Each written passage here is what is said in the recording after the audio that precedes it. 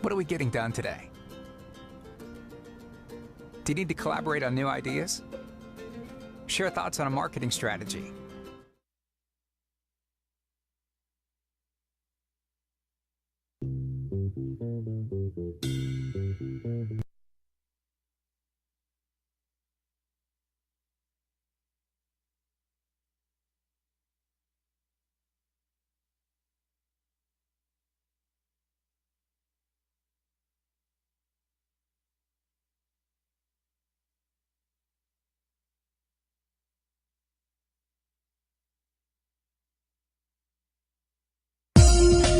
From Del Rio, Texas,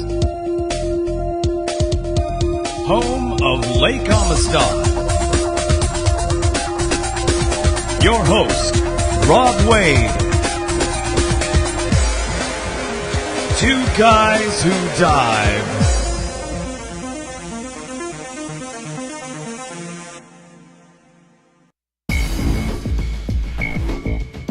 This episode of Two Guys Who Dive, recorded live Saturday, 25 April 2015, episode 134. Hello, boys, I'm back. Welcome once again, and after a long hiatus, to another episode of Two Guys Who Dive. Currently, one guy who dives going solo, or what we say in the business, self-assisted diving. I'm your host, Rob Wade, and I'm joined by no human, but definitely some four-legged friends. As a matter of fact, one of them, as if on cue, is asking to be let up. So let me bring Grayza up and say hi to everybody. Say hi. Not really happy about that. Just took her out this afternoon on a little adventure. We don't normally take our. Oh, somebody else wants a. I don't know who that is. We don't normally take our dogs out on little adventures, but they're definitely house dogs. Don't know what is going on. What is the rain about? I've got a dog yelping, but I can't see who or where. But you'll probably hear some yelping over the microphone. That's one of the challenges, hazards, if you will, of hosting any program. What? That's one of the hazards of hosting a program out of your home. Cuts down on the cost, but then you also have there is a cost to pay. Who is yelping? Come here. Oh. And it's Ronan. Say hi to everybody. No? Not going to say hi? All right. Take your place back there.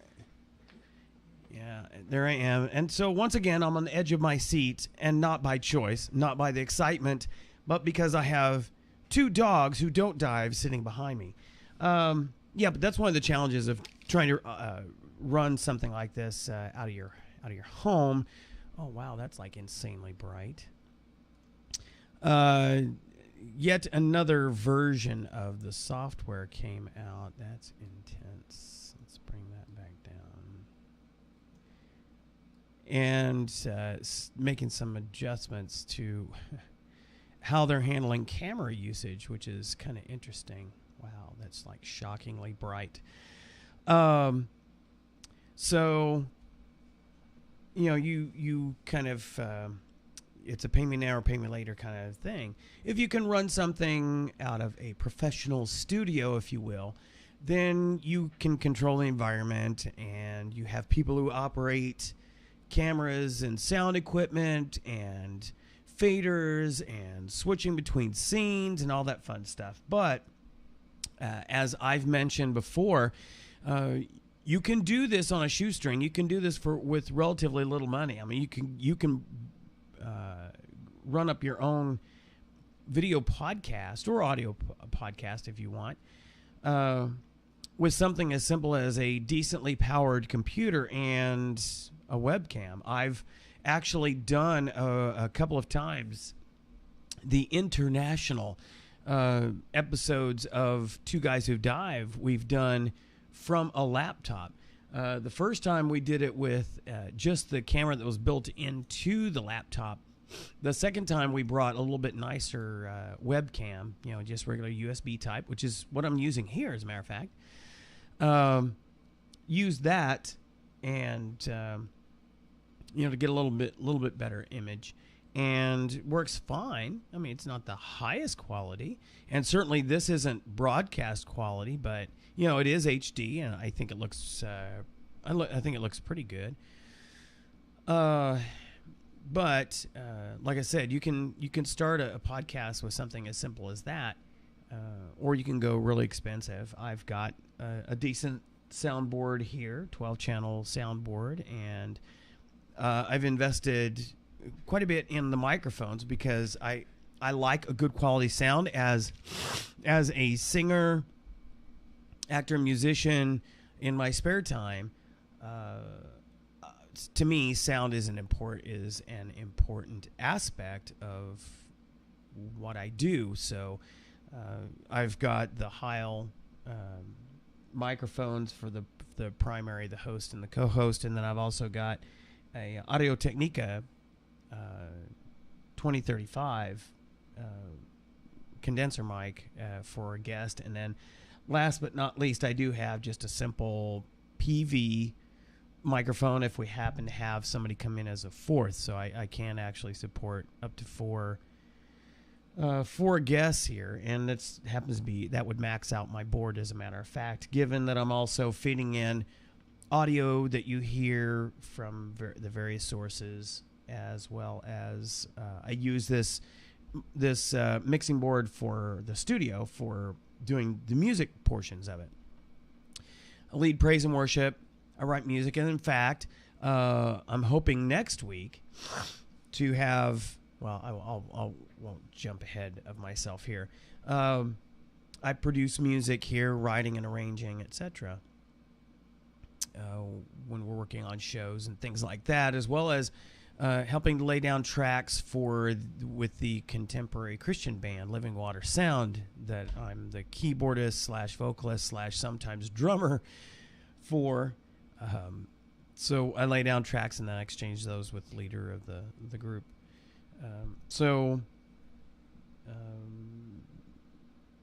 This board pretty much sets me up fairly well. I did have a 24-channel board that was left over from a top 40 band I was in that my wife and I were in, but it was too big. I didn't need 24 channels to do all the things that I was doing, and it was showing its age. It was a Mackie board, which are great boards, by the way. And now I'm getting into the technical weeds for those of you who are not into sound reproduction, etc. But the Behringer Xenix that I've got, 1222 USB board, it works out nicely because it connects USB to the back of the computer, which means that it can do bidirectional audio feeds, digital, from the board to the board.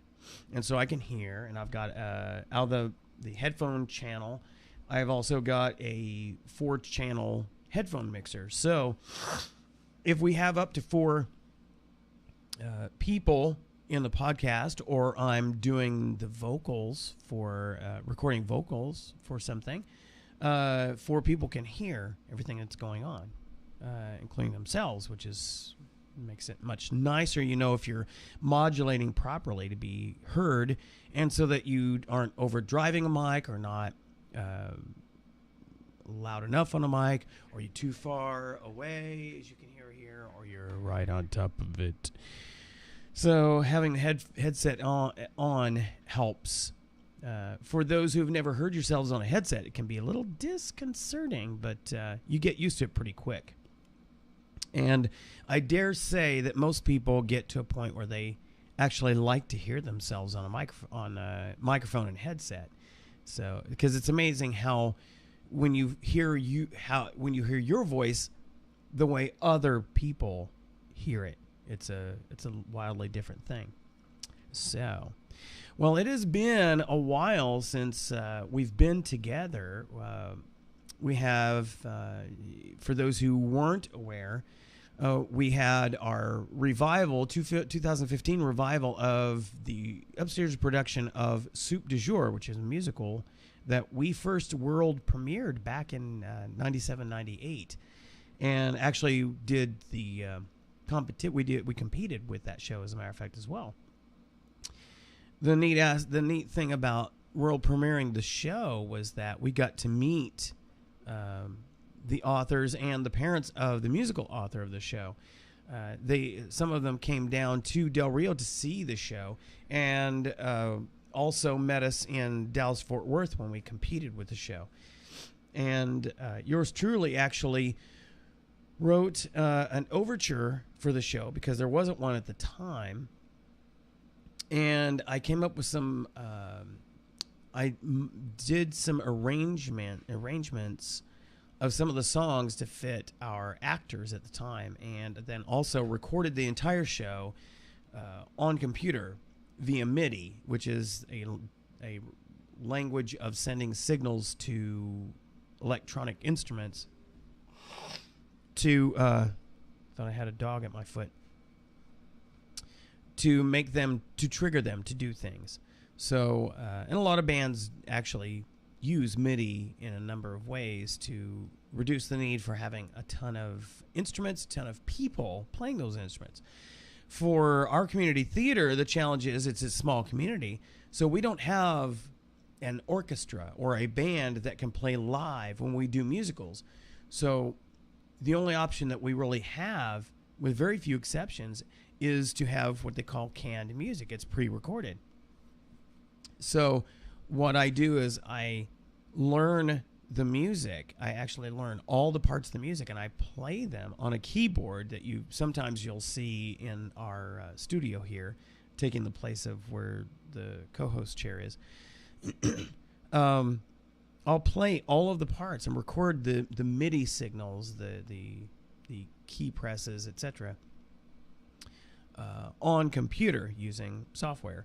And then that software is able to replay, kind of like a player piano. It's able to replay that through my various sound modules to reproduce all the instruments. So you hear the strings and the horns and the drums and the guitar and the piano and all that fun stuff. So for me, it's a fun experience, because I'm not playing different instruments, but I'm learning what those different instruments are doing, and I'm learning those parts and recording them. But it also allows me to fine-tune or customize music for the actors. Again, it's community theater, so I have to take advantage of the strengths of the performers that we have. In 98, I was the musical director for the show and choreographed it.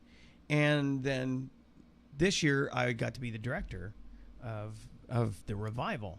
I didn't actually have an intention of being in the show. Neither did my wife, but we had a tough time casting the show, so I had to cast myself in reprising my role, and I had to cast Tara reprising her role. But everybody else that filled out the cast did a fantastic job, and it was recorded on the final Saturday, which was a great crowd. Everything seemed to work. We had minor mistakes, but most people would never even pick it up. And so I'm hoping that the video will be ready for next week's podcast, so I can show you some highlights from that show. I do have, matter of fact, what if I bring that up? That might kill my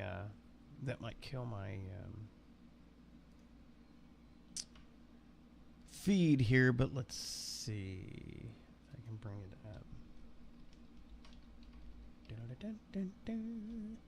See if there's anybody in the chat room. I don't see anyone. Well, there is somebody. It's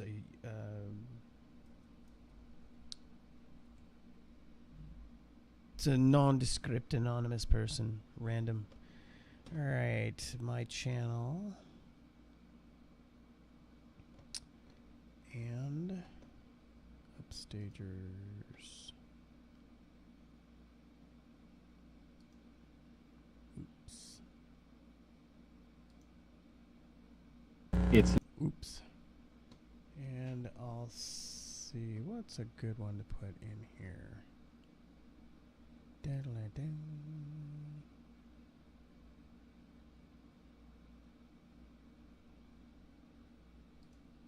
Yeah, find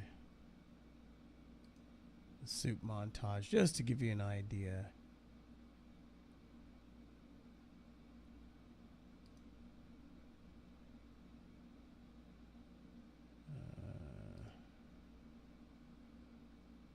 Bring the volume down a bit. You may chide, we never accounted for his family pride.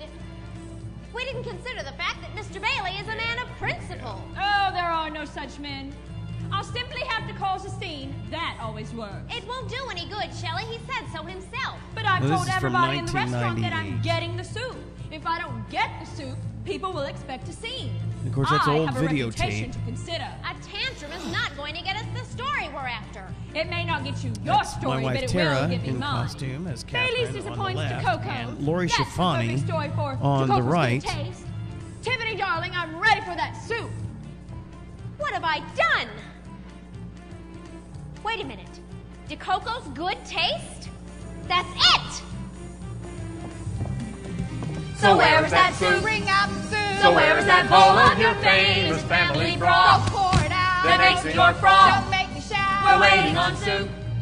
We only need one little spoon to go into a swoon. Don't torture me, Mr. Waiter, bring it out. Mr. Bailey, no more stalling. Mr. Bailey, table calling. I Mr. was Bailey, oh keep so away. young there. Mr. B, you're hesitating. Mr. B, this isn't right, sir. Mr. B, how impolite, sir. Mr. Bailey, ditch your tray now. Mr. Bailey, any day now. Soup, soup, soup. And soup, the dreaded nightmare soup, sequence. Soup, soup, soup. Creamy or lumpy or briny or bony or noodle or lentil or plain minestrone, but soup, soup, soup. Explain to me, Mr. Bailey, why you are embarrassing me this way. Explain to me, Mr. Bailey, tell you, Lori why absolutely I made should that write role. about how horribly I've been treated here this evening. Explain to me, Mr. Bailey, why you refuse to serve me a bowl of your father's soup. Fine. I can't stand this any longer. You have no idea what I've been through. This has been going on for 3 weeks. You want an explanation, Mr. Coco? I'll give you an explanation. The reason I can't serve you my father's soup is because... And you'll have to see what happens later. So, yeah. Because his father's soup is no more. Oh, let's see if I can escape out of there. So that was from 1998, and we had the privilege of being the world premiere for the show. We didn't even know it at first. We thought we were just the Texas premiere, and as it turns out, we were the world premiere. And when we started getting contacted by the authors of the show saying, hey, we want to come see it. You talk about making a group of actors a little nervous when it's one thing when authors work with a director to get a cast together. It's typically happens in a run up toward Broadway to get a show together. So they work with the director, and they typically work with the actors, and they'll do rewrites often in the process of actually producing for the first time their show.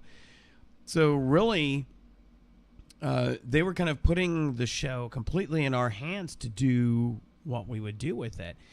And Greg Opelka, the musical author, liked my treatment of the music so well that he included now the work that I did in the show, and I get royalties from theater groups that do the show.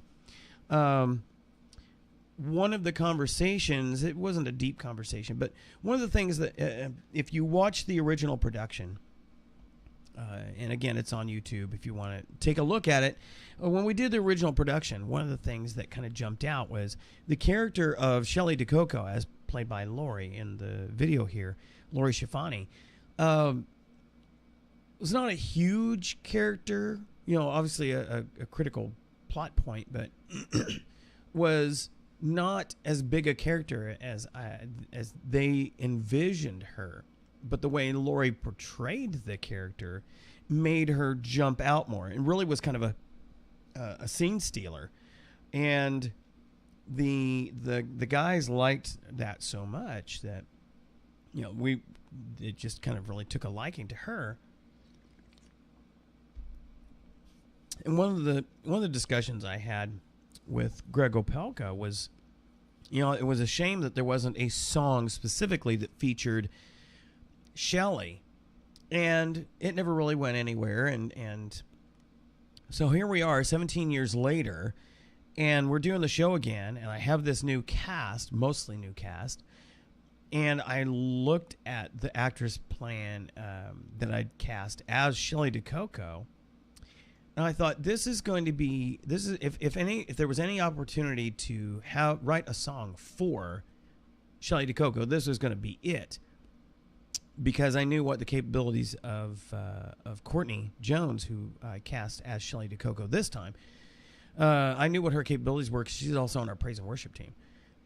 So I set about, over the course of a weekend, or a little bit over longer than a weekend, I wrote a new song for the character of Shelley DeCoco, and had her try it out, and we actually included it in our revival. So I'll be sending the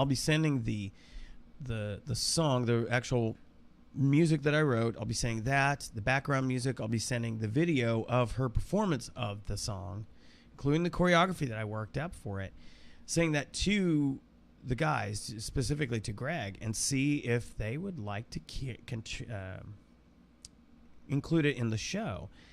The Del Rio audiences liked the song. They liked Courtney's treatment, her performance of it, and they did not. For those who did not realize it was a new song, even though I did telegraph that, I did announce that in the program. One of the things I was looking for was, did the song seem out of place with the other music?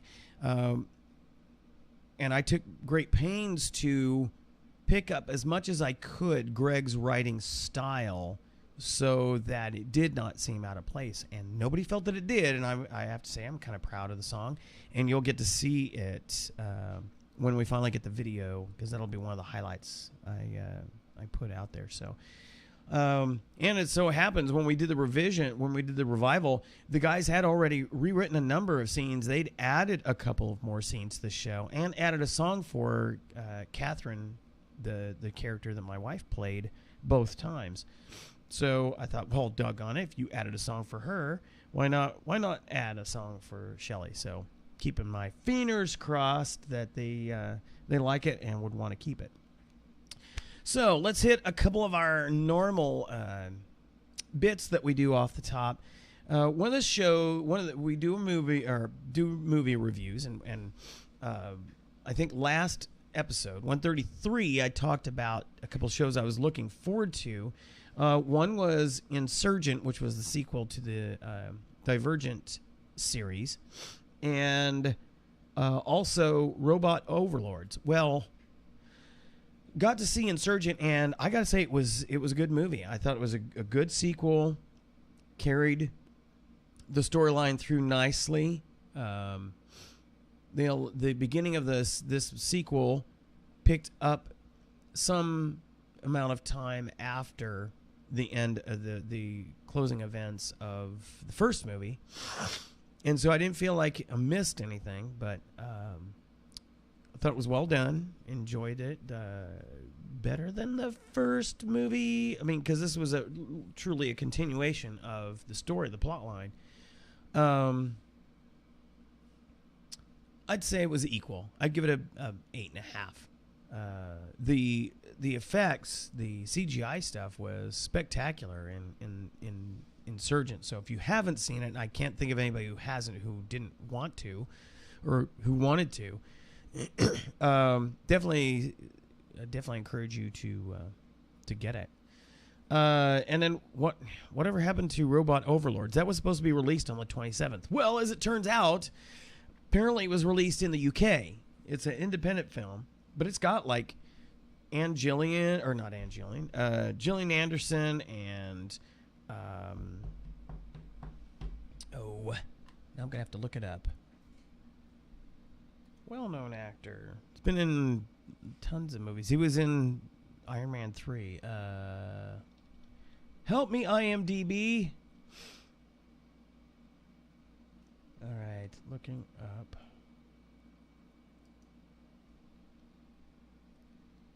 Robot Overlords. There it is, right off the bat. Ben Kingsley. That's what it is. Let's see if I can get the picture. Here we go. Switch to screen region so y'all can see what I'm talking about. There it is.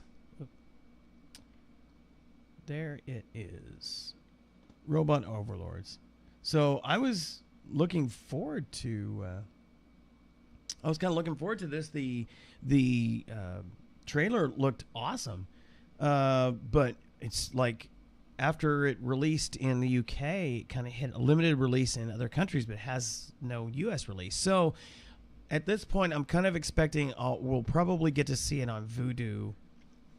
I checked today just in case, because it's been pushing a month now since it was released.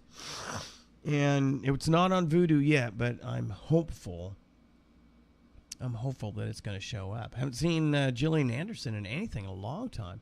Although I did hear rumors that they are trying to reboot the X-Files. So I guess we'll see if that's going to happen.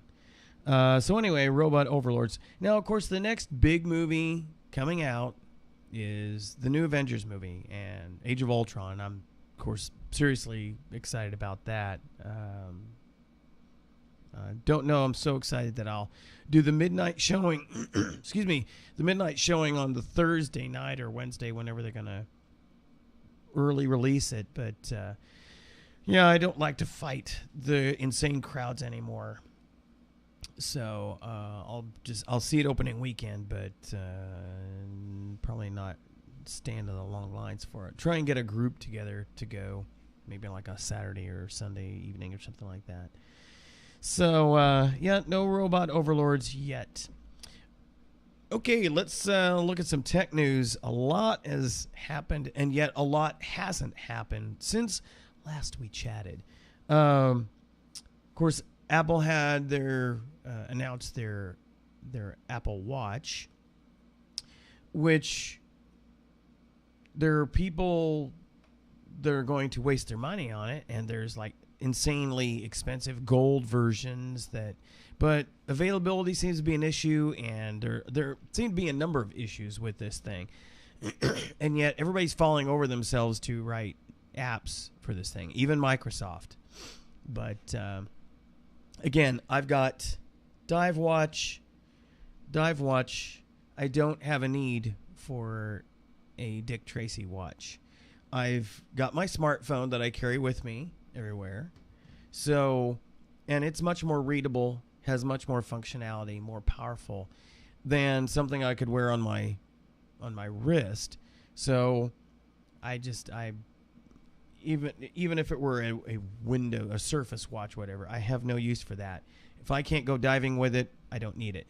Most people I know don't even wear watches, so I find it kind of funny that I find it funny that there's even a serious market for this, other than the Me Too factor. So basically, I'm going to look at people who are wearing these smartwatches, and especially an Apple Watch, and I'm just going to be looking at you as a sheeple.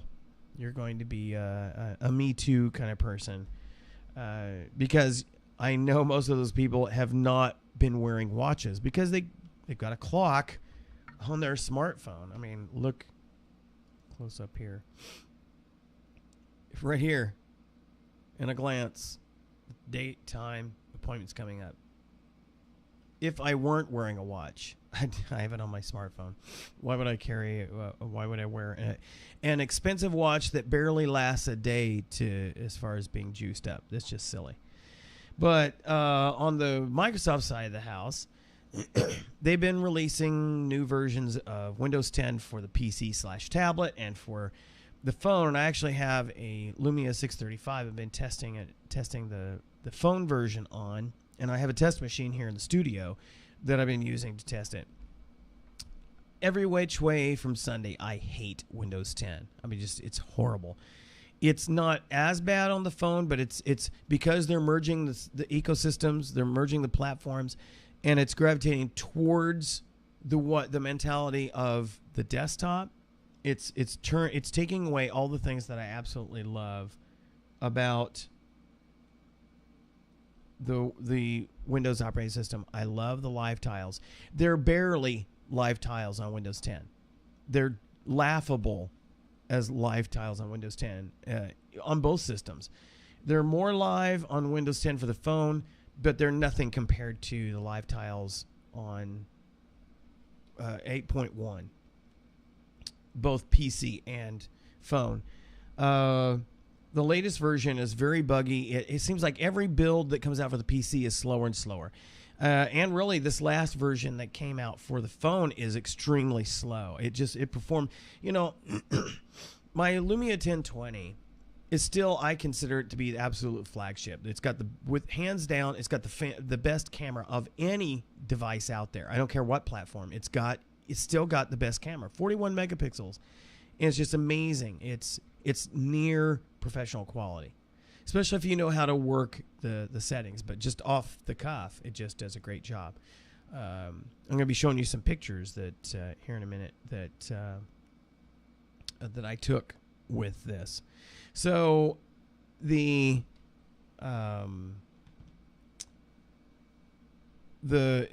age of the 1020, it's a little slower. It's a dual core processor, and so there's certain things that it's slowing down on because of all the features it's got. But it's still tons faster than the Lumia 635 with Windows 10 technical preview on it. Just amazing.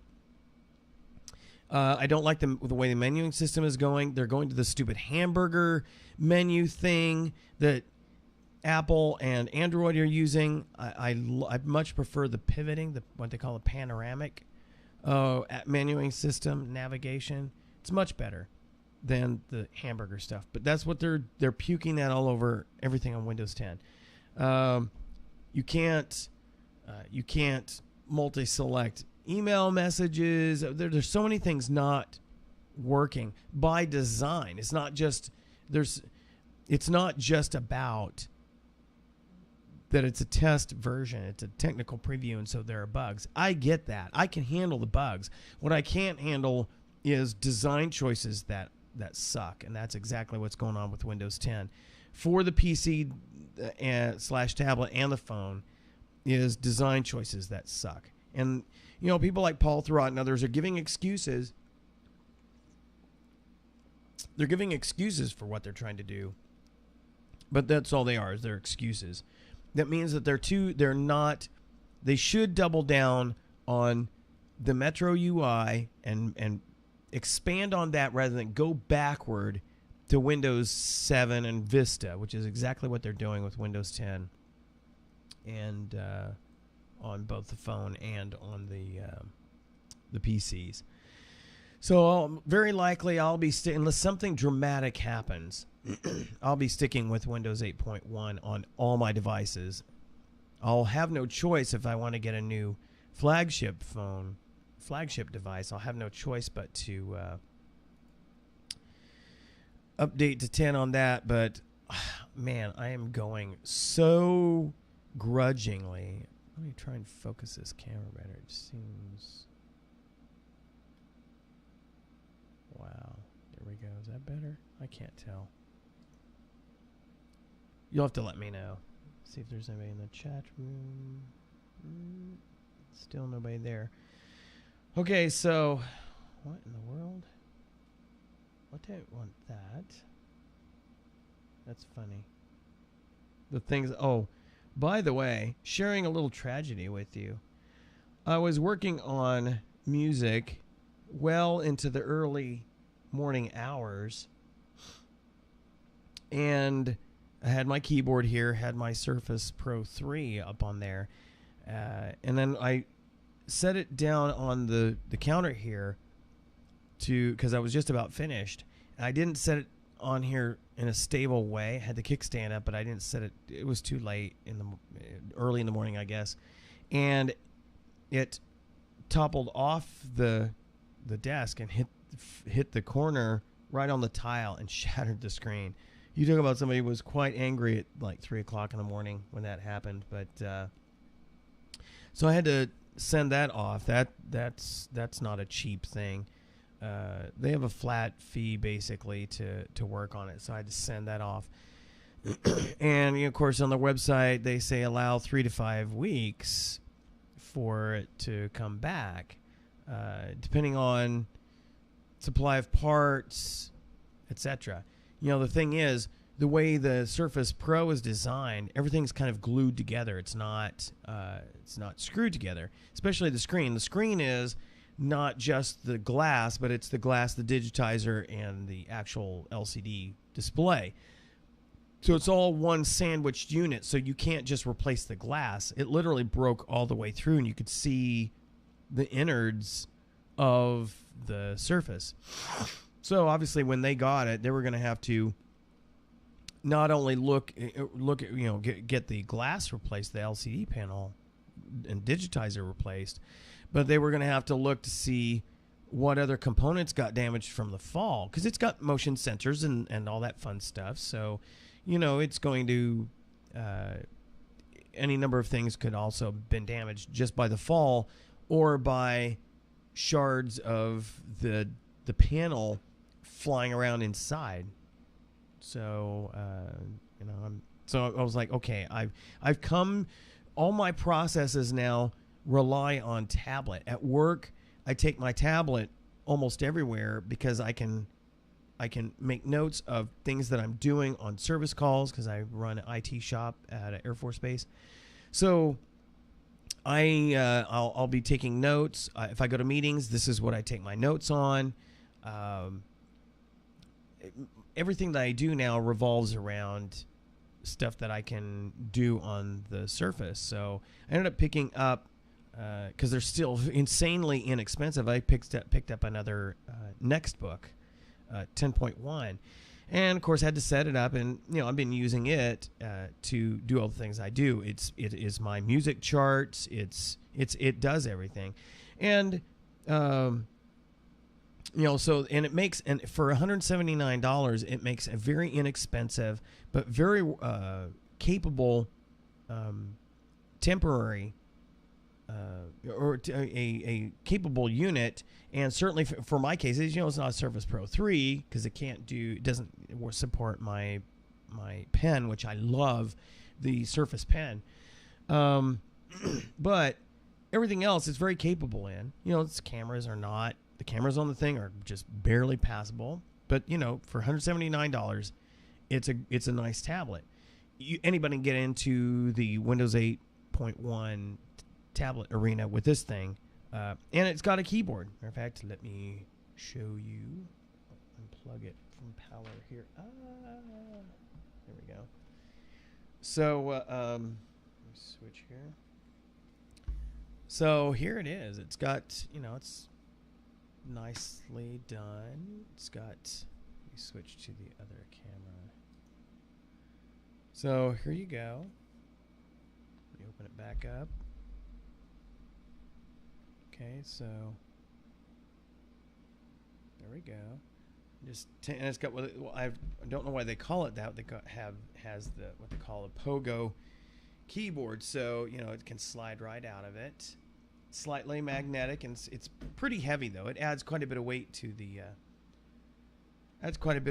device. So it's a nice little 10-inch screen. It's got kind of one of that. I don't know how you describe that backing. It's kind of a flat, somewhat textured. Feels a little bit more grippy, I guess. But nice little unit.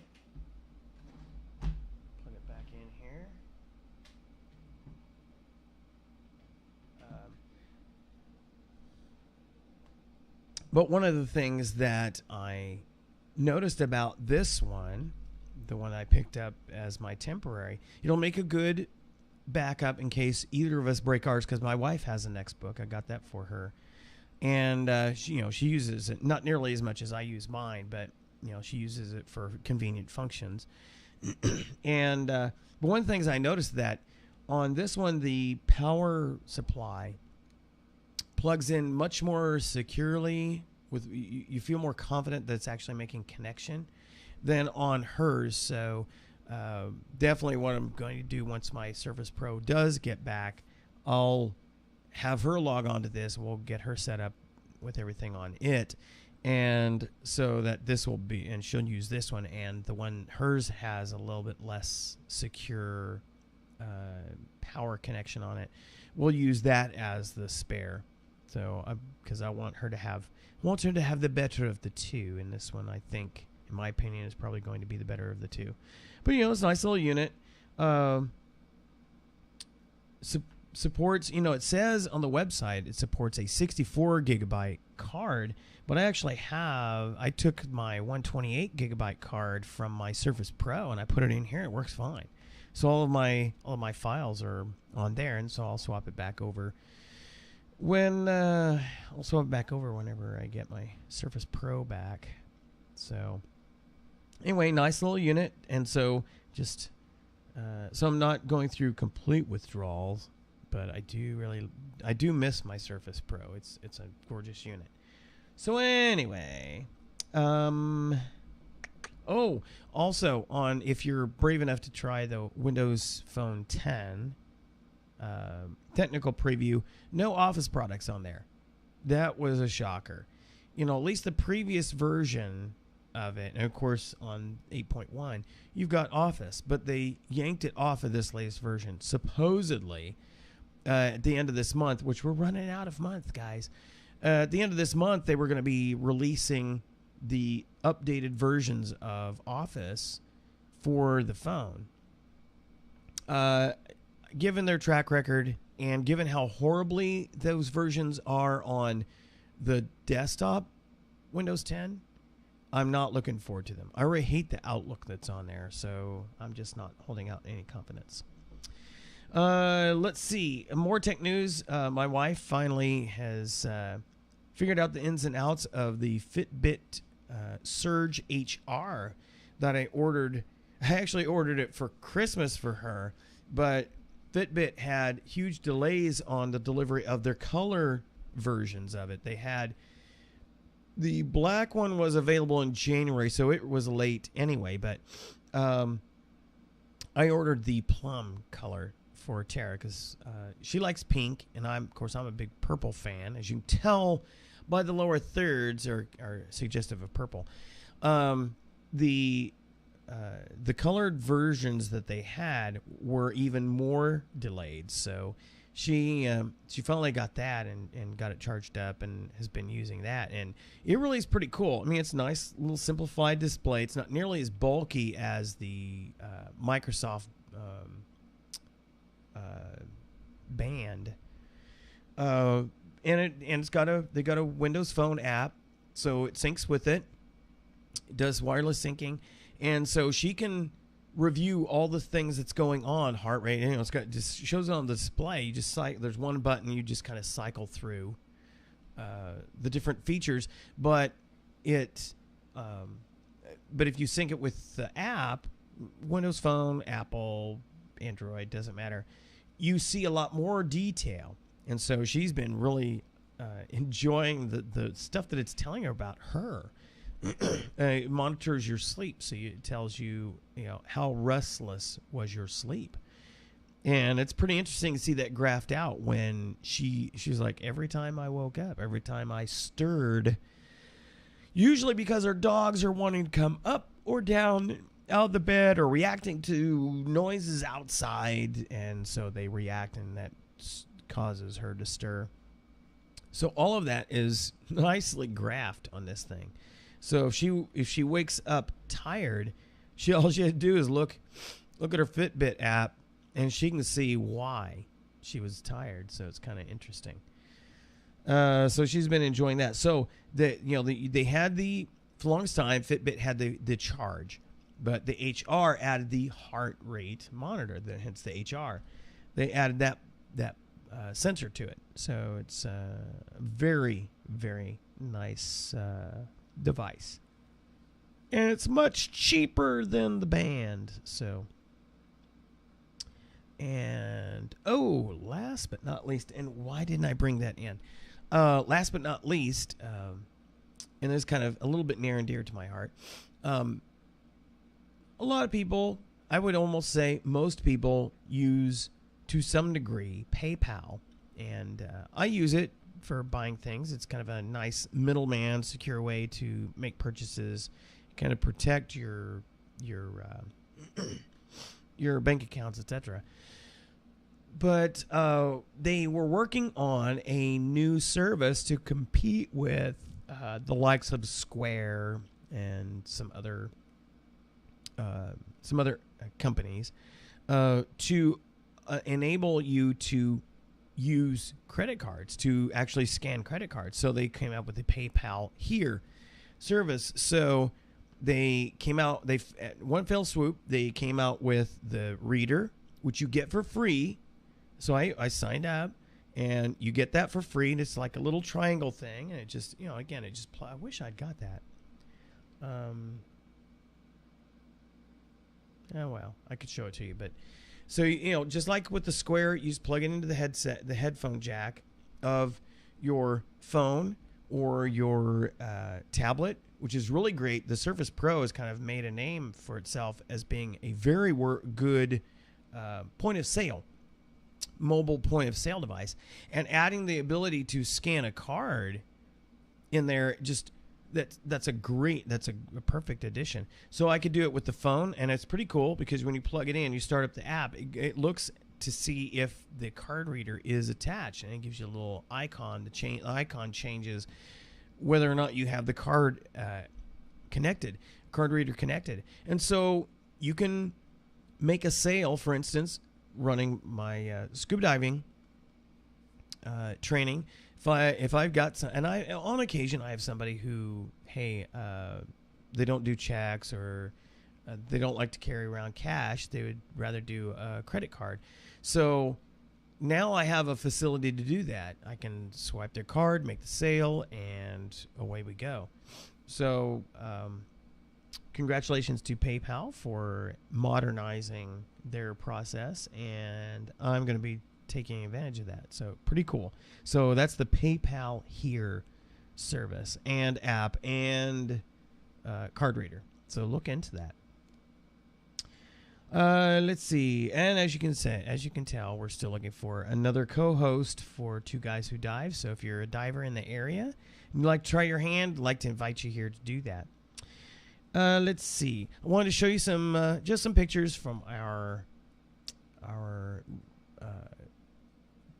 production of Soup du Jour, but I'm going to let you share in a little bit of the nostalgia. So without any further ado, let me switch to the slideshow. All right, so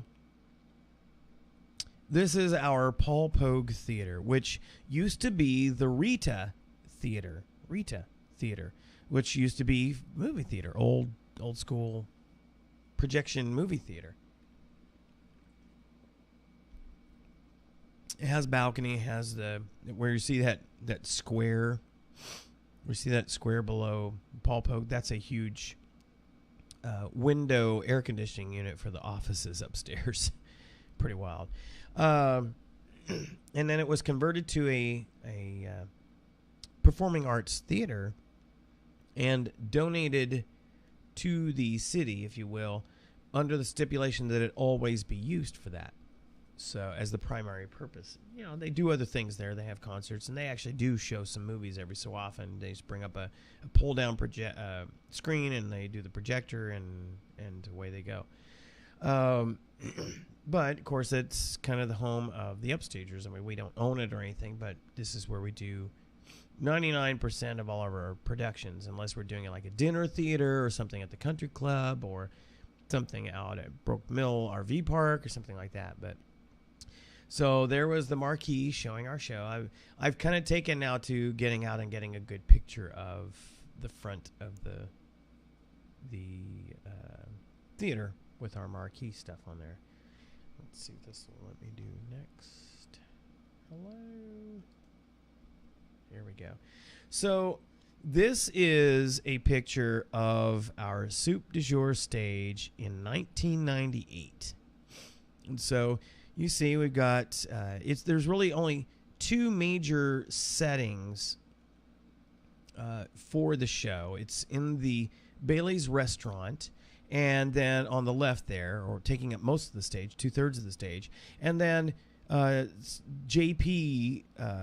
Thompson's office, who he's the managing editor for the New York Herald, so News Herald or whatever it is, and you can see it was his office, quite messy, etc. I loved the character of the office, and Fred Brockwell, the founder of the Upstagers, designed the set. So, or rather, this was his vision for the set, and then David Graff, who played Franklin O'Shea, one of the major characters in the show, then realized the set based on what Fred Brockwell requested. And so between David and I, we did a lot of work to put this set together. Now, fast forward to 2015, and here is the updated version of the set. So, interestingly enough, the bar, the main bar itself, not the bar back, but the bar, and on the left here, where it says private dining and foyer, those two pieces have stayed in the upstage, what we call the dungeon, which is a 2-story building where we keep all of our costumes and sets. Stayed there. In fact, we have never used the entranceways on the left there since 1998 in any other show. We've used the bar a number of times. We used it a couple of years ago in the production of Curtains, but everything else basically was, and we also kept the bar stools. So let me go back here. So this is the original version, and really the colors are the same for the bar, etc. Just the differences of old film and darker, not all the lights on, and then newer lights, plus the fact that I was taking this with my Lumia 1020. So as you can see, I loved the set so much that we basically reproduced it and just modernized it. Oops. So I looked at the pictures quite a bit to build back up what we had, even going for the same kinds of material for the chairs, etc. Now we did do a little bit of additional modernization of some of the materials on the chairs. Let me go back here. On the chairs, these were finished nicely, and we couldn't find all these chairs, by the way, and there were no cushions on them. We found these chairs, and we added a stain to them, and we stripped the paint off them, added a stain, and then they had cushions on the seats, but we took the same material that we used for the bar back, and we used that also we redid the seat cushion, so it tied everything together and actually was much more comfortable. And then we updated a number of things. We updated the Bailey sign. As you can see, it's less prominent in the original version. And then we added detail to describe what the two entrances were for. Now you'll notice over on the right there the difference in the offices. And let me show you first. Go here. Here's another angle shot of just the restaurant. And this is from 1998. You can tell for sure by the picture on the back. The picture, who is supposed to be of Ernest Bailey, deceased father of the main character of this show, about whose recipe this whole story revolves. This picture is actually a painting of Fred Brockwell's dad that he let us use for the show. And so I had to find something, since Fred Brockwell no longer lives here, he lives up in Dallas. I had to find something as a replacement for that, so I found on the internet, which of course we didn't have back in, to the extent that we have it now. We didn't have the internet. The capability to search and find all the things that we do now. I found a different picture that I could use, and had a local print shop expand it, and then we just added it to a frame. So this is the updated version. So you can see it's virtually the same. The only piece I had to rebuild, besides the bar back, which was a monumental task that took 2 weekends, was this little piece that sticks out from the entranceways. And we basically updated that as well. Love this set. A lot of people commented on how beautiful this set was. So here was the original J.P. Thompson office from 1998.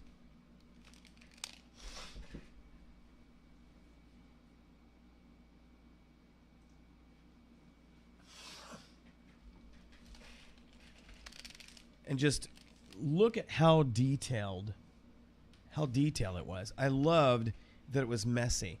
Now, the revival version of the show actually takes this scene, and it's no longer J.P. Thompson's office. It is Catherine Hawks, the character my wife played. It now becomes her office, soon to be passed on to the character of Shelley DeCoco, because Catherine is supposedly getting to go to head up the London desk for the newspaper.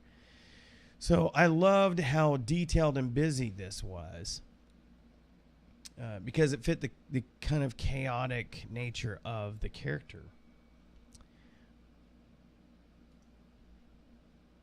Now fast forward to the 2015 version, it's Kate's office. And so she's much more organized and austere.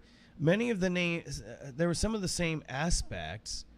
We had some of the wall dressing, but obviously Kate doesn't care necessarily about the circulation numbers or any of the other notes. She's much more organized. So she's got a cleaner look.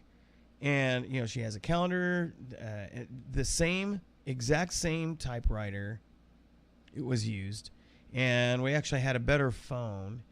And then she's got one of her favorite newspaper people, and then she's got some awards that she's won. She's won a Pulitzer, etc. So then later, Shelley DeCoco gets to take the office, and so the pictures change, and some other things change, but not a lot of changes. So when we did it back in '98, Franklin O'Shea was played by David Graff. Here he is here, and I'm sorry that because this was done during tax time, David didn't get to come out and see the show. His wife Candy, who played Tiffany, did come out and see the show and loved it. I would have loved to have gotten a full 1998 and 2015 cast photo, but just wasn't meant to be. J.P. Thompson, as played by Harry Williams, who I don't know where he's at. They moved away. His job took him elsewhere, I think up northeast. But he was very good as J.P. My wife in 1998 as Kate. And then one of the wonderful costumes that Lori Schifani as the original irascible Shelley DeCoco got to wear, and loved the hair with the chopsticks. Now, what was fun was, Lori is natural blonde, as you saw in the video clip. Lori's a natural blonde, and of Courtney Jones, who played the character this time around, is natural brunette. So what we decided to do was reverse the colors. So she goes with the dark wig for the first part of the show. And then when she comes out, we found a similar oriental type dress that complemented Courtney's frame well.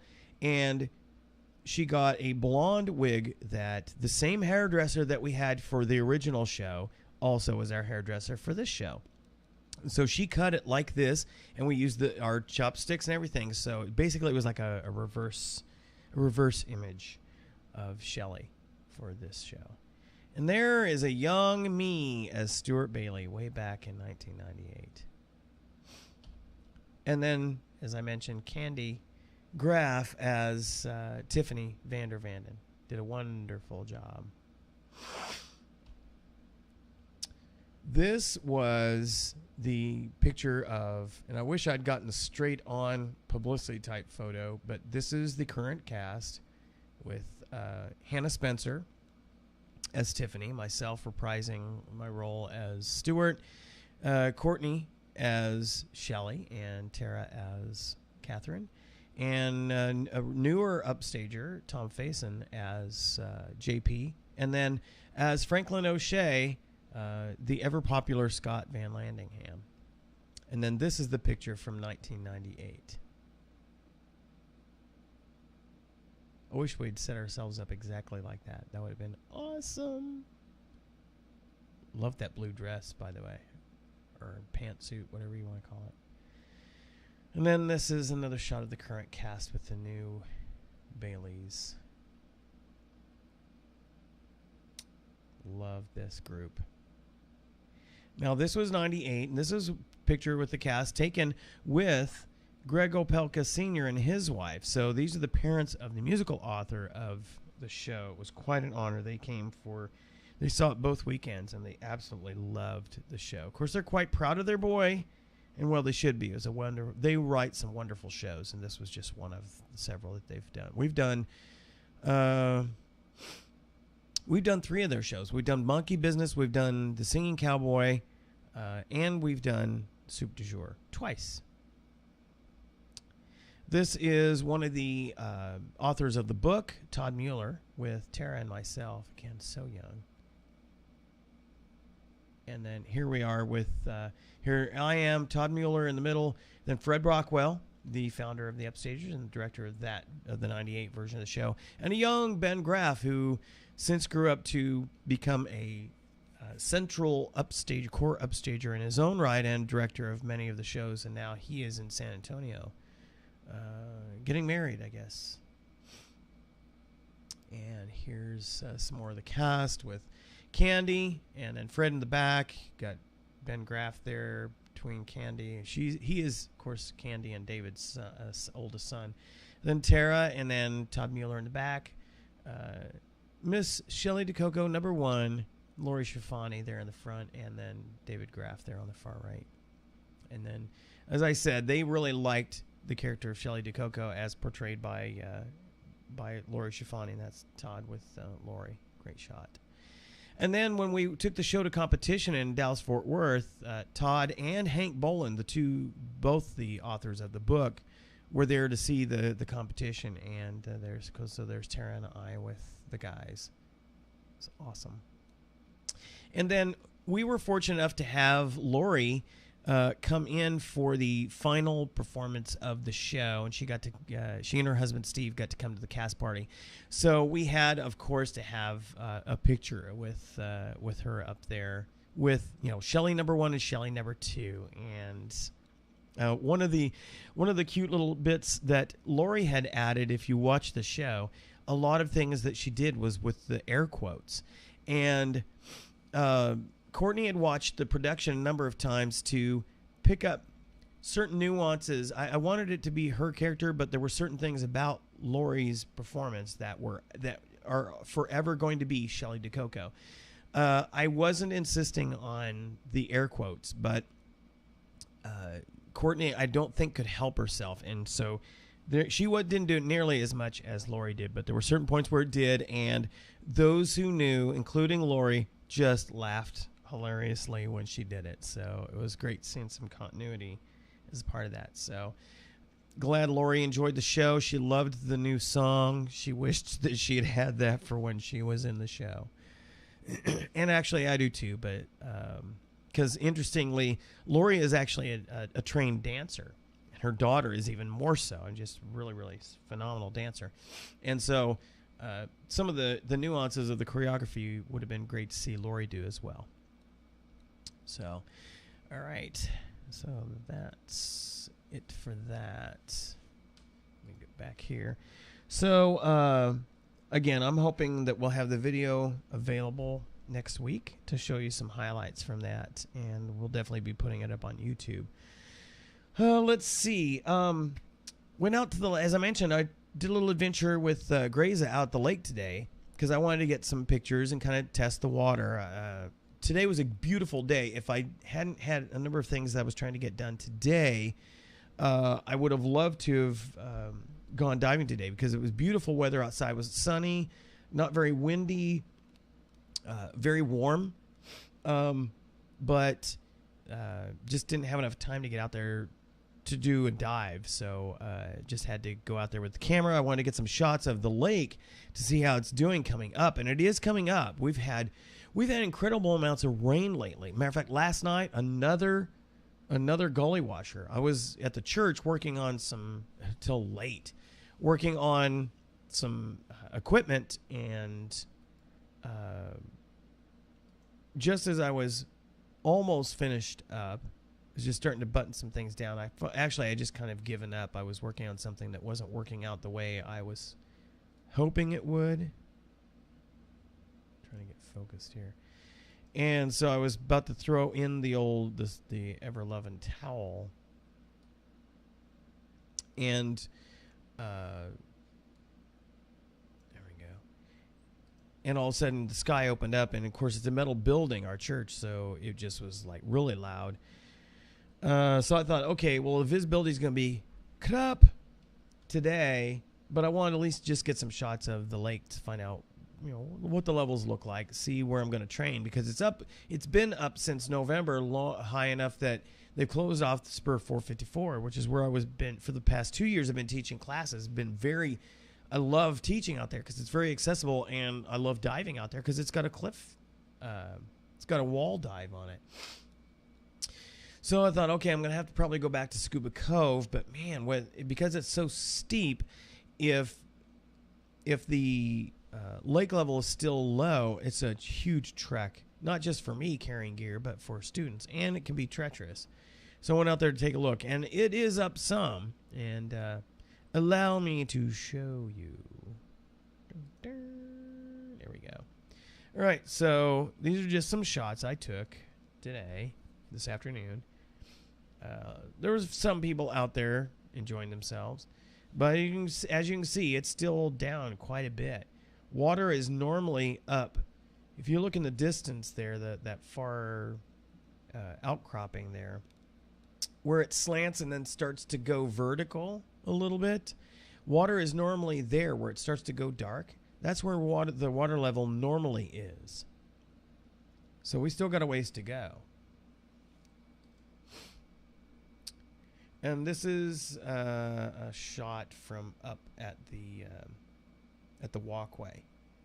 You see, it's a long trek. You can see where last year they added a big section of walkway. For the longest time, the walkway ended where it's dark. And then they added the new stuff a year ago or 2 years ago. And they actually had a dock attached, bolted down via cables and extending out from there, but it had actually dropped below that. It was I think it's up probably from its lowest point, it's probably up 20 feet. And then here's a shot as I'm starting to walk down the walkway. So down at the water's edge, it was surprisingly clear for a ways down. This is what made me salivate and wish I had brought my scuba gear. I wish I'd been able to dive today. Now, if you look, it's hard to tell. And if I were to zoom in with this, you'd be able to see it. Matter of fact, can I do that? The dive chest when the lake is at its normal level, the dive chest is anywhere from 28 to 33 feet underwater, making it pretty much perfect for attaching your buoy, attaching your marker and your ascent line, and doing the controlled emergency swimming ascent. It's perfect because the thing is filled with concrete, and so it ain't going nowhere, and it's got a big old cleat on the top, or a big old metal ring on the top of it. So it's perfect for attaching something like that. And so I would use this. Basically becomes an underwater platform to gather the student and then make sure everything's set, and you do the controlled emergency swimming ascent. Well, now it looks like it's about 8 or maybe 10, even 10 feet down. That's how clear this water is right now, which is really, like I said, after the kind of rains that we've had the past couple of weeks, and certainly after last night, I thought, absolutely, this has got to be silty as all get out. But it wasn't. Let's see if there's any way I can show the zoom in, because this was taken with my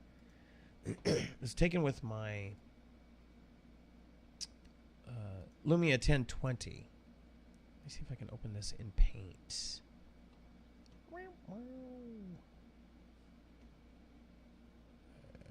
Open with Paint.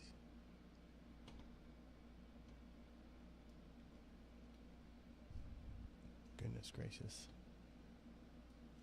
Pardon me while I work through the technical aspects. That's interesting. What is this? Trying to zoom in on the area so you can see the dive chest.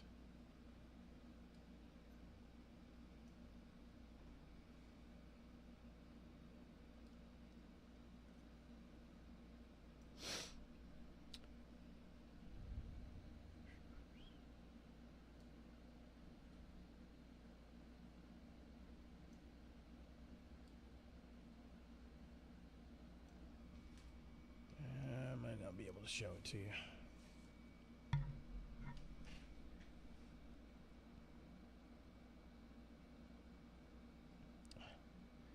My mouse is going crazy here.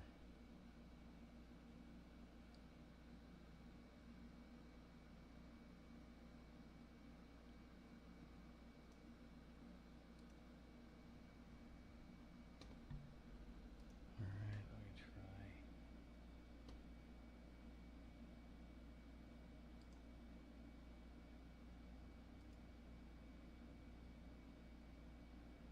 Open with.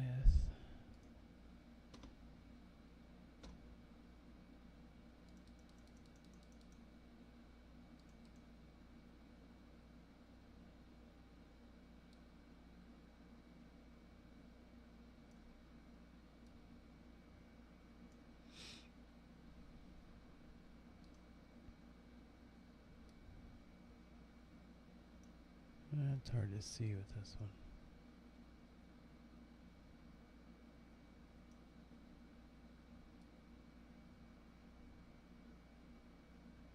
Yeah, I can't get to show up, and Paint doesn't do a very good job with this, unfortunately. All right, I give up. I'm not gonna bore you with that. But anyway, it's right out there, like in the center of the picture, at about 8 to 10 feet. So if the weather is decent tomorrow, I may get a dive in just to get some views of this. And again, just another shot. It has a nice little drop off there. I'm thinking the small boat that we use for navigational practice, is probably only in about 20 feet of water. At the normal level, it's about in 40 feet. Hello. Why aren't we moving?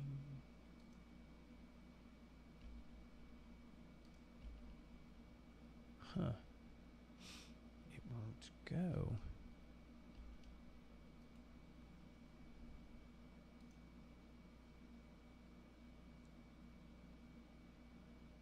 Huh. See if restart works. No. It's like it doesn't make it live again.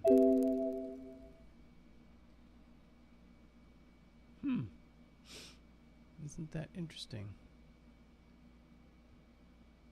It's not letting me move forward with the... Well, let's see if I can switch...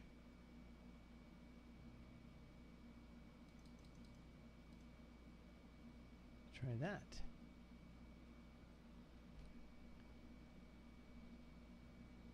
Alright, I'm going to switch cameras and then switch back, see if it activates.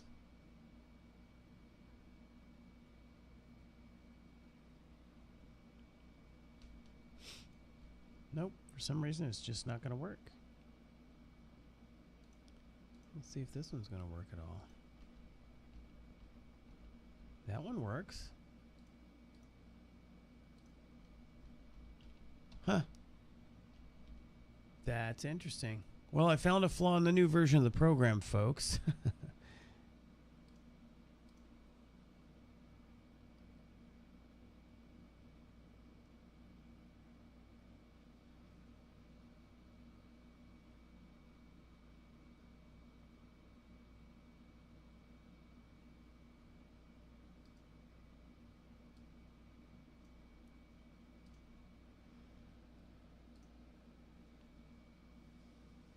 Let's see if we still have... I can't tell if this is still working.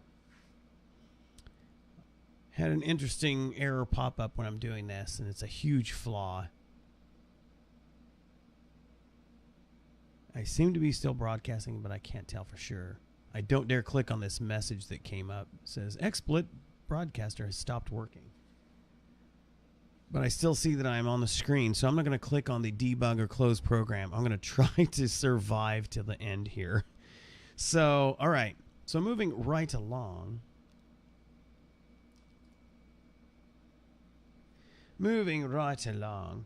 So anyway, that was just where the lake is at. It's really looking clear. I'm hoping to get a dive in tomorrow. We'll see what happens. And if I do, I'll bring my camera and bring video, and I'll take video and let you see what it looks like now. It's amazing how much brush is. I was going to show you pictures of Governor's Landing too, which is where we've done some training. I did the rescue diver training.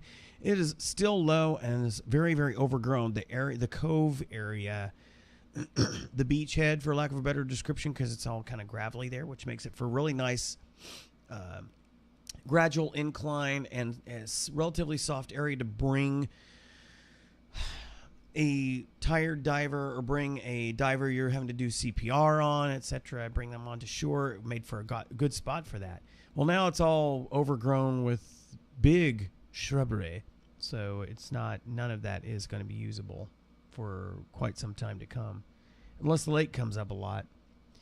And when it does, the thing is, because all of that has come back to life, it was all dead, because all that's come back to life, what I thoroughly expect to happen is if the lake were to suddenly shoot up, we got tons more rain and the lake were to shoot up, it would take a while for all of that to die off. And so it's so thick that you talk about getting entangled, you better have your buoyancy skills down, and you better have your dive knife and dive shears ready, because there's going to be stuff caught there, because it will stay there long enough, live long enough underwater, that the people who fish there, which they really shouldn't be, but they will be, the people that fish there will have tons of line snagged in it. I can promise you that. Okay, so given the lake is up and the weather is warming up, and those of you that are around the rest of the country that aren't still dealing with winter type stuff, weather, you're probably looking at, okay, we're coming into the new dive season. So what are the things you need to be aware of as you go into the new season? Well, I'm here to help you with that. So here's just some things you need to do. Probably you've not been as active over the off season. unless you're an all-year diver or you're just one of those people that exercise all the time. So if the extent of your exercise has been scuba diving, you may have allowed yourself to get a little bit life fallow over the off season. So do a fitness check. The science is squarely behind the idea that the more fit you are, the less susceptible you are to decompression sickness. Even when you're following the rules and diving safely. No diver is the same diver twice, and no dive is the same dive twice. So you're always different. Any number of things can change your physiology as you get into the water, even if you're going day to day in the same dive location, the same gear. Any number of things can change your profile. So why not hedge your bets and make sure that you are in decent shape? You don't have to be an Olympic runner or swimmer, a triathlete to be a diver. But you can do a number of simple things on a regular basis to get some aerobic exercise, to keep yourself in decent shape, so that your body is better prepared to deal with what pressure is going to create for you. You are in a low stress environment, but it's stressful to your circulatory system in that you're under pressure, and so a lot of things are going on that your body has to work harder for than you even realize. So do a fitness check. Go get yourself checked out. If you need to, get a doctor to check you out as well. If you're dealing with some various physical issues, you want to make sure the doctor's telling you that you're okay to dive. You don't want to go out there just thinking, "Oh, I'm Joe Macho and I can handle it." No, don't take any chances, because decompression sickness is not it's not something to trifle with. So do a fitness check. You'll definitely you'll feel better. Plus the fact that you can rest assured that if everything else is right, you're less susceptible to DCS. Doesn't mean you can't get DCS. Doesn't mean that you won't. A lot of divers experience some mild form of it at some point if they dive frequently at all. Because any number of things can change the way your body reacts to it. Let's see. And also remember, the more weight that you carry, the more weight you need to carry. If you're carrying extra poundage in the form of fat, then that makes you more buoyant. You're displacing more water than muscle. How do I say this?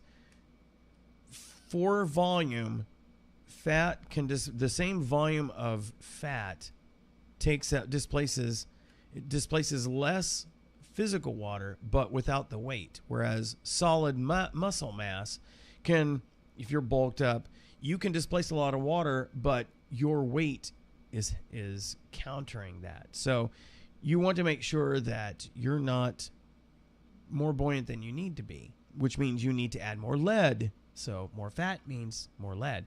More fat means more neoprene, which means more lead. So be aware of that. Tune up your dive skills. I say all the time, dive frequently. Dive as frequently as you can, especially after you're newly certified. Dive as frequently as you can. Find somebody to go dive with. If you're in the Del Rio area and I've trained you, I'll dive with you. I want to dive with you. I want to see that you're taking the skills and you're really, really taking them to heart, and you're really getting them tight like a tiger. So make sure that you're spun up on your skills. If you've only done a couple of dives in the previous year and then you're off for the off season, it's pretty likely that your dive skills are pretty rusty. So what you want to do is grab your gear, hit the pool. Grab your training materials, your DVD, or if you did the online course, go online. Refresh your memory on the various skills. Get your go through all the critical skill sets that you learned in the class. If you need to, contact your local dive shop, your LDS, your local dive shop, or your dive club. Get in touch with an instructor or dive master and have them take you through a full-blown scuba tune-up or refresher course. If you do that, we're going to cover the same things typically. Assembling, disassembling your gear.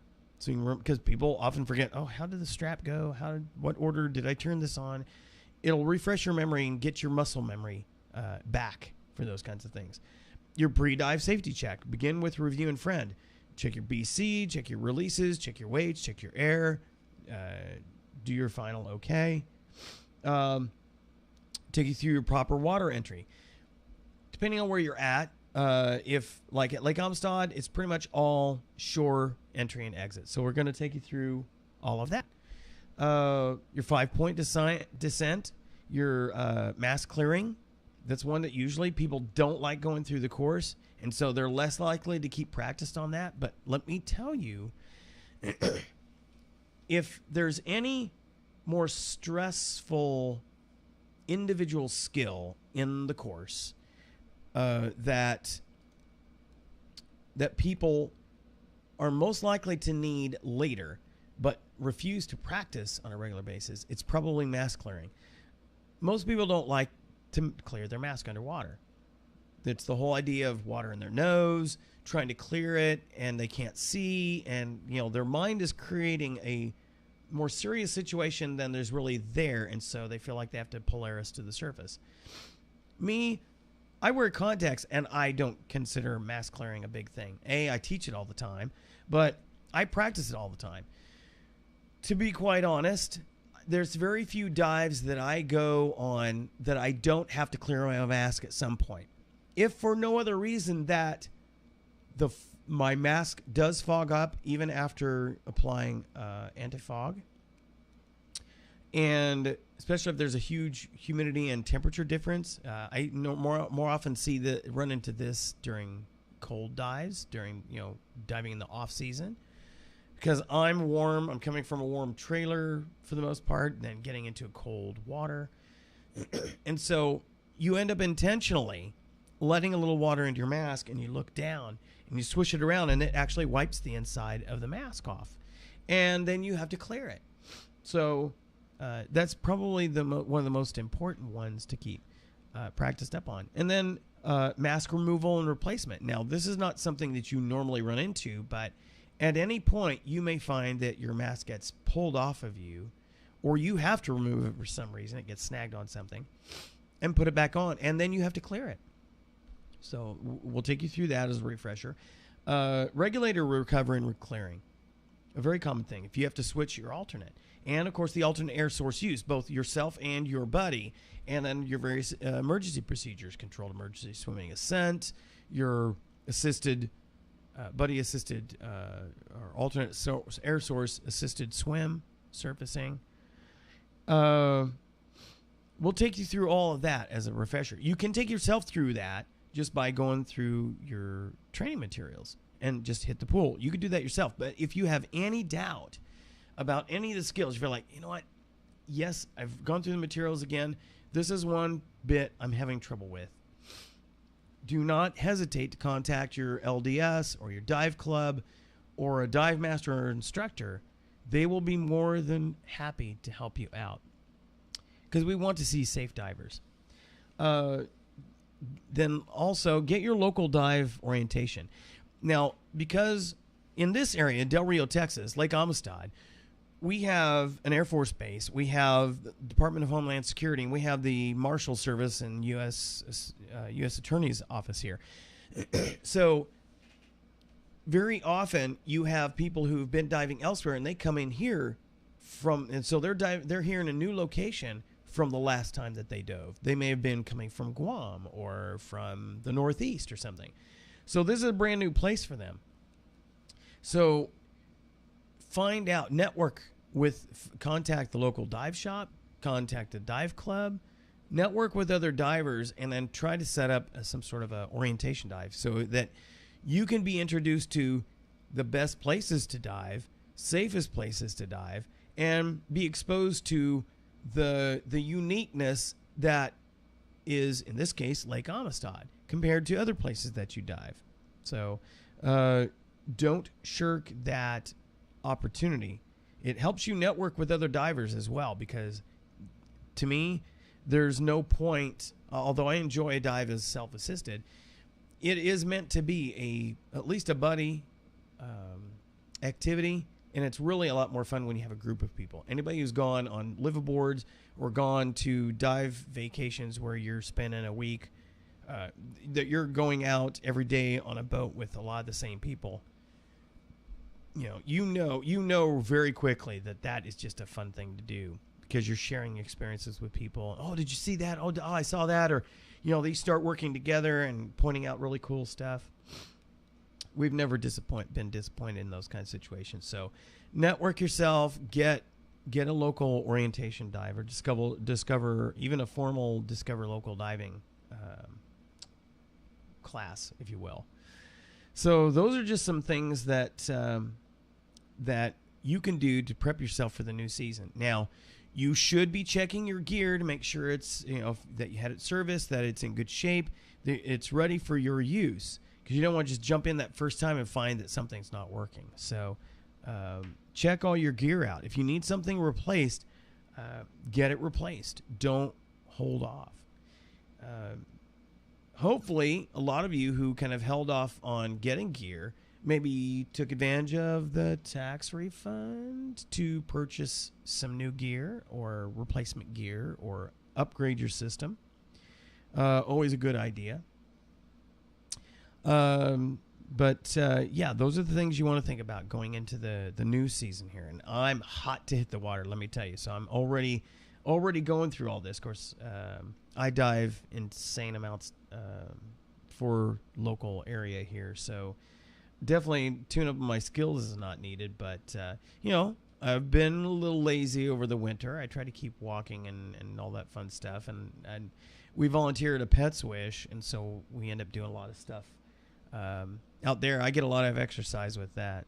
But I do have to check to make sure I got the aerobic stuff happening. So, and what I did today was kind of checked out the local diving to see where I'm going to be able to dive, because I'm going to be missing Spur 454. I got to tell you that. So, let's see what else here.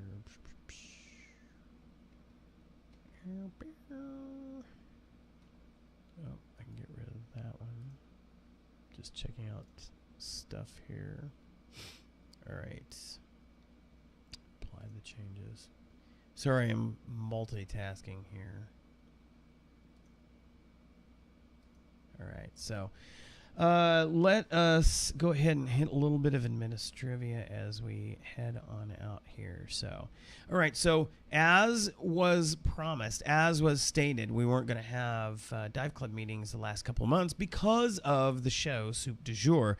So our next dive club meeting will be the 21st of May at 7 p.m. at Rudy's Restaurant. I hope to find some people there. I actually do have a couple of people who've been talking about taking the class. They actually were going to take the April class, which was supposed to be this weekend, but of course, obviously, I'm here, and obviously we didn't have anybody show up because the weather has been pretty much sucky going up to it.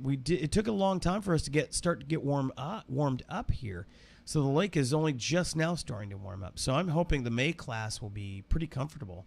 I'll definitely let you know if I'm able to dive tomorrow. I'm hoping the weather's going to hold. If I dive tomorrow, I'm going to get out there. I'll give you guys a taste of that in next week's podcast. So our next dive class will be May 20th through the 31st. So you need to be signing up pretty quick if you're in the area here. Sign up not later than the first week of May. And then we'll have a class June 25th through the 28th, July 23rd through the 26th, August 27th through the 30th, and September 24th through the 28th. If you want air fills, go check out Mike McCarson at Broke Mill RV Park out on Highway 90 West. Just give him a buzz at 830-719-2935. Now, as always, we try to beat the drum for volunteers to help out with A Pet's Wish. They're going through a tough time right now because they might get kicked out of their building because the owner who's been letting them use the building is decide he may not want them to stay in there any longer. So we're also looking for potential alternate locations. So putting the feeler out there for anybody who has a building they'd like to donate the use of. We'd certainly take it if you donate the actual building and property, but we're just looking for a place that we can move all of this to, and so we have a nice, safe place to take care of the animals that we're rescuing. So just look them up on Facebook if you'd like to help. They need people every night, every day to help take care of the animals there. Although we have a lot fewer now because we're looking to possibly have to move. So just give them a call. If you'd like to keep in touch with us, see what's going on, just check us out on our Dive Club webpage, delriodiveclub.com. We have information about the classes and about the cost, what you need to bring, what we bring, etc. Or you can check us out on Facebook. Just look up Del Rio Dive Club on Facebook. Send us a message via Skype. Just look for TGWD, which stands for Two Guys Who Dive. And, of course, you can contact me. Send me an email, robert.wade@cetifox.net. Or you can follow me on Twitter. Just look for RobertCFP. And I was going to share a couple of dive accident stories with you, but we've been running long because I got started a little bit late because of the technical issues dealing with the new version of the software. And so we are looking forward to kind of being back in the swing of things. I will warn you ahead that we're going to be trying to do a number of trips this year to Baaack State Park, which means we'll be gone over the weekends that those happen. And we typically do those like in the middle of the month because I have the classes scheduled at the end of the month. So those will be when we have those, and we'll post them. So if you're in the area looking to get some really awesome, fairly shallow water diving in, love to have you along for a trip to Baaack State Park. It's a great place to dive. So we'll be announcing those. But also in August, we have our big summer musical. The Upstagers put on the big summer musical. And we do it in August just before schools go back into session because, obviously, we try to get all the kids that are in for the summer to be in these shows. And so we try to get those done before they have to leave for college and for high school and all that fun stuff. And we're doing Nice Work If You Can Get It, which is a fairly new show. I think it came out in 2012, starring Matthew Broderick. It's a George Gershwin show. So looking forward to that. I'm definitely going to be auditioning for it. Have no idea what role, but I'll be definitely auditioning for it. If I get a role, I'll be busy with that. So that may mean a couple of episodes are offline during that time frame, coming up into August. So just be aware, keep that in the back of your minds as something that might be coming down the pike. So, all right, that after 2 hours, almost 2 hours, pretty much finishes up this episode. Had a lot to talk about and cover because we've been away for so long. And again, if you're a diver in the local area and you'd like to try your hand at co-hosting the show, it's so easy to do. Love to sit you down in here and just have you have a good time with it and share your thoughts, your experience, etc. Just let me know. Contact me through this, through email, Twitter, or the Facebook page, and we'll give you a shot. And so until next week, we will see you then. See you later. See you same bat time, same bat channel with another exciting episode of Two Guys Who Dive. See ya.